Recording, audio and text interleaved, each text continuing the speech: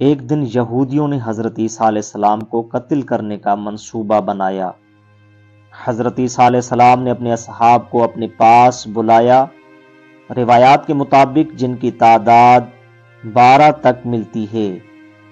حضرت عیسیٰ علیہ السلام نے ان سے فرمایا کہ اللہ تعالیٰ نے مجھے وحی کے ذریعے بتایا ہے کہ مجھے ابھی اسی وقت زمین سے آسمان پر اٹھائے گا۔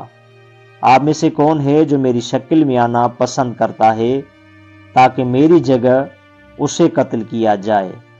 اس کے بدلے میں اللہ تبارک و تعالیٰ اسے جنت عطا فرمائے گا اور وہ قیامت کے دن میرے ساتھ ہی محشور ہوگا۔ ان صحابیوں میں سے ایک صحابی نے حضرت عیسیٰ علیہ السلام کی اس بات کو قبول کیا۔ پھر حضرت عیسیٰ علیہ السلام نے ان سے فرمایا کہ آپ میں سے ایک ایسا بھی ہے جو میرے بعد آج کی رات میں 12 مرتبہ کافر ہوگا۔ ان میں سے ایک نے کہا کہ یا نبی اللہ، میں تو نہیں ہوں گا۔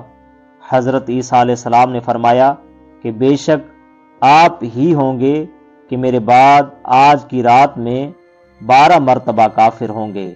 پھر حضرت عیسیٰ علیہ السلام نے فرمایا کہ میرے بعد 3 فرقے ہوں گے، 2 فرقے جہنم میں جائیں گے، جبکہ ایک فرقہ جو کہ میرے وصی شمعون کی اطاعت میں ہوگا وہ جنتی ہوگا۔ اس کے بعد ان صحابیوں نے دیکھا کہ حضرت عیسیٰ علیہ السلام زمین سے آسمان کی طرف چلے گئے، اور یہودیوں نے آ کر حضرت عیسیٰ علیہ السلام کی شکل میں آنے والے صحابی کو حضرت عیسیٰ علیہ السلام کی جگہ قتل کر دیا۔